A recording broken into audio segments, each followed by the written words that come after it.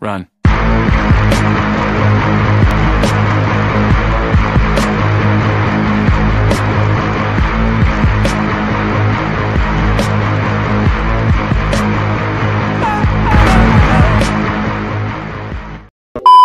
Indonesian rescuers have recovered debris believed to be from the missing submarine lost in the Bali Sea. An Indonesian submarine has disappeared off the north coast of Bali. The Navy has asked for help from Australia and Singapore as it searches for the vessel and the 53 crew members on board.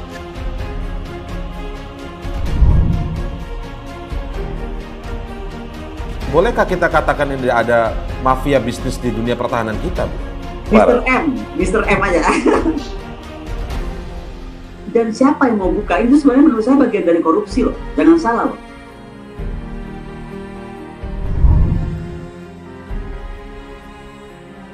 Saya minta BPK turun ke MRO dulu. Bahwa di MRO inilah kuncinya. Makin usianya makin meningkat, maka makin ketat harusnya audit MRO dilakukan. Kasus kapal selam, saya punya kok laporan dokumen terakhir apa hasil maintenance-nya. Saya punya report dari mulai Maret kemarin tentang kondisi kapal selam tersebut dan dari sebelumnya tentang torpedo. Pertama, dia beli Hilux-nya tuh utuh, yang diambil hanya sasis. Kemudian yang lain-lain dijual kembali, padahal harga yang dicas itu harga satu mobil. Menurut saya kalau KFS KIX coba diaudit. Audit siapa yang memutuskan KFS KIX dijalankan. Akhirnya dengan segala hormat mengedit KKIP, Komite Kebijakan Industri Pertahanan. Berani nggak sekarang pada ngaudit KKIP? Tahu kan KKIP siapa aja di situ? Tapi sekali lagi pemain-pemain yang nggak perlu itu out. Makanya saya tuh sekarang mendorong betul DPR pengguna anggaran jangan cuma di Kemhan. Panglima TNI harus pengguna anggaran. Nanggala 402 buka tabir mafia alutsista. Concern saya yang sangat teramat dalam, kita kehilangan 53 putri terbaik bangsa. Dan ini nggak main-main. Duka yang teramat mendalam kembali menghampiri bangsa Indonesia dan dunia kemaritiman. Sebanyak 53 prajurit hiu kencana dinyatakan gugur dalam tragedi tenggelamnya KRI Nanggala 402. Kapal selam tersebut tenggelam ketika menggelar latihan di perairan Bali pada Rabu 21 April lalu. Rupanya peristiwa tersebut menuntun terbukanya tabir mengenai adanya mafia dalam pengadaan alat utama sistem pertahanan atau alutsista. Pengamat militer KONI Rahakundini Bakri mengungkapkan ada sosok yang berpengaruh dalam pengadaan sistem persenjataan prajurit. Hal tersebut makin memperburuk persoalan alutsista TNI. Meski tidak menyebutkan secara detail, KONI sempat menyebut inisial M sebagai salah seorang mafia yang dimaksud dalam diskusi daring beberapa waktu lalu. Dirinya membeberkan menemukan sengkarut alutsista TNI, salah satunya terkait proyek kendaraan taktis atau Rantis Maung yang digagas Kementerian Pertahanan atau Kemhan. Sebenarnya menurut saya bagian dari korupsi loh, jangan salah loh. Pertama, dia beli Hilux-nya tuh utuh, yang diambil hanya sasis. Kemudian yang lain-lain dijual kembali, padahal harga yang dicas tuh harga satu mobil. Dan itu yang saya pernah lihat tuh 200 mobil yang kelihatan. Saya yakin kalau jalan-jalan dengan rombongan DPR nggak akan kelihatan itu. Saya tuh bisa menemukan hal-hal yang orang nggak tahu, karena saya tuh orangnya tuh, kalau orang Sunda bilang tuh jarambah gitu. Bukan hanya itu, KONI juga menyinggung kerjasama mengenai pembuatan jet tempur Indonesia-Korea bertajuk Korean Fighter Experiment atau KFX dan Indonesia Fighter Experiment atau IFX. Kerjasama tersebut berpotensi menemui jalan buntu sebab Menteri Pertahanan Prabowo Subianto memutuskan untuk tidak melanjutkan proyek tersebut. Menurut KONI, kalaupun akan dilanjutkan, potensi kerugian yang dialami Indonesia akan jauh lebih besar. Karena itulah, KONI menantang BPK atau Badan Pemeriksa Keuangan untuk mengaudit proyek KFX-IFX untuk mengetahui siapa yang memutuskan proyek tersebut dijalankan, termasuk mengaudit Komite Kebijakan Industri Pertahanan atau KKIP. Berani nggak sekarang pada ngaudit KKIP? Tahu kan KKIP siapa aja di situ? Kalau kita betul-betul mau ngomongin pertahanan yang betul-betul murni, harusnya mudah. Tapi sekali lagi pemain-pemain yang nggak perlu itu out. Makanya saya tuh sekarang mendorong betul DPR pengguna anggaran jangan cuma di Kemhan. Panglima TNI harus pengguna anggaran. Dalam pengembangan proyek tersebut, Indonesia sudah punya komitmen senilai $2 miliar Amerika Serikat. Namun, karena kerjasama yang menemui jalan buntu ini, membuat Indonesia berpotensi terkena denda sebesar 450 juta dolar Amerika Serikat. Sedangkan dengan 2 miliar dolar atau tersisa katakanlah kita sudah bayar 250 juta dolar, kemudian ada potensi denda 450 juta dolar, maka totalnya 700 juta dolar, ada sisa sekitar 1,3 miliar dolar. Lebih baik 1,3 miliar dolar itu dibelikan pesawat yang sudah jadi. Tapi tidak pernah kita diberikan sebuah gambaran yang gamblang apakah memang 1,3 miliar dolar ini akan dibelanjakan pada sebuah alutsista yang fit into the roadmap itu.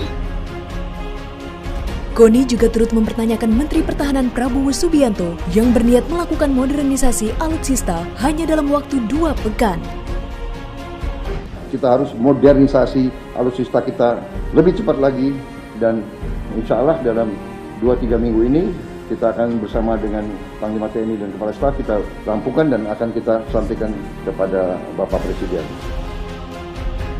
Ia mengibaratkan membeli alutsista tidak semudah berbelanja di pusat perbelanjaan atau mall. Pengamat militer tersebut juga mengatakan bahwa yang dibutuhkan ialah roadmaps atau peta jalan. Ini akan menentukan apa yang mau dibelanjakan dan mau dipakai untuk apa, termasuk bagaimana komponen pendukungnya.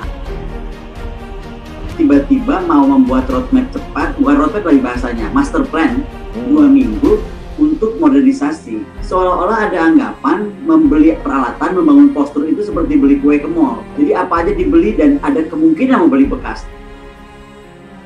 Anggota Komisi 1 DPR RI, Muhammad Farhan, juga turut menyampaikan pendapatnya mengenai modernisasi kapal selam yang ingin dilakukan oleh Menhan Prabowo. Belajar dari pengalaman Nanggala 402 sebelum dilakukan pembelian kapal selam, sebaiknya Prabowo memperhatikan sistem keamanan dari kapal selam itu sendiri. Kalau memang kita mau melakukan modernisasi kapal selam seperti yang disebutkan oleh Pak Menteri Pertahanan di press conference kemarin di Bali, sebaiknya beliau juga menyampaikan bahwa pembelian 3 kapal selam terbaru ini disertai dengan sistem pengamanannya belajar dari zaman sekarang ini. Terkait dengan usia Nanggala 402 yang terbilang cukup tua, Koni berpendapat jika umur kapal selam tidak menjadi masalah asalkan maintenance atau perawatan dilakukan dengan ketat. Salah satunya terkait dengan MRO atau maintenance, repair, dan overhaul. Sejak awal, dirinya telah meminta agar Badan Pemeriksa Keuangan atau BPK mengaudit sistem MRO. Terkait MRO, saya sepakat betul bahwa di MRO inilah kuncinya. Jadi gini loh, makin usianya makin meningkat, maka makin ketat harusnya audit MRO dilakukan. Maintenance, repair, dan overhaul. Senada dengan Koni, mantan Kabais TNI Soleman B. Ponto juga menyampaikan walaupun kapal berusia tua, namun jika maintenance-nya dilakukan dengan baik, kapal selam akan tetap bagus. Untuk itu, sistem MRO terakhir kapal Nanggala 402 harus diaudit. Di dalam kurun waktu 10 tahun ini, untuk menunggu overhaul selanjutnya, kita harus lihat bagaimana maintenance-nya di antara itu.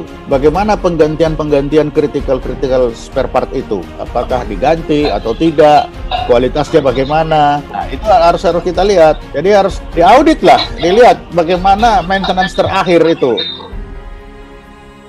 Sejak dulu, pengadaan alutsista memang rawan akan korupsi. Salah satu contohnya ialah korupsi anggaran pembelian alutsista tahun 2010 hingga 2014 sebesar 12 juta dolar Amerika Serikat yang dilakukan oleh Brigjen TNI Teddy Hernayadi. Atas perbuatan kejinya itu, Teddy dijatuhi hukuman penjara seumur hidup. Putusan seumur hidup ini adalah satu hukuman yang sangat setimpal dengan terdakwa. Penyalahgunaan anggaran, dan anggaran itu adalah untuk kepentingan pembelian alutsista. Pembelian alutsista sendiri sebenarnya ditujukan untuk melakukan modernisasi persenjataan. Jika praktik korupsi semacam itu terus dibiarkan terjadi, pemerintah tidak akan mencapai tujuan modernisasi yang sesungguhnya jika pengadaan alutsista belum bersih dari korupsi. Sekali lagi, tidak ada toleransi terhadap praktek-praktek korupsi, praktek markup, dan saya perlu ingatkan juga bahwa alutsista ini dibeli dari uang rakyat untuk bisa digunakan oleh TNI dalam melindungi rakyat, melindungi bangsa, melindungi negara dari segala bentuk ancaman yang ada. Gugurnya pahlawan penjaga laut Indonesia merupakan kesedihan bagi kita semua, juga merupakan PR besar bagi negara dalam konteks pertahanan. Jangan hanya memikirkan untuk membeli alutsistanya, tetapi pikirkanlah juga bagaimana agar kejadian seperti ini tidak terulang kembali. Tapi seperti katakan Bu Koni tadi, kalau alatnya yang dipasang itu kualitasnya tidak jelas, nah ini akan bermasalah.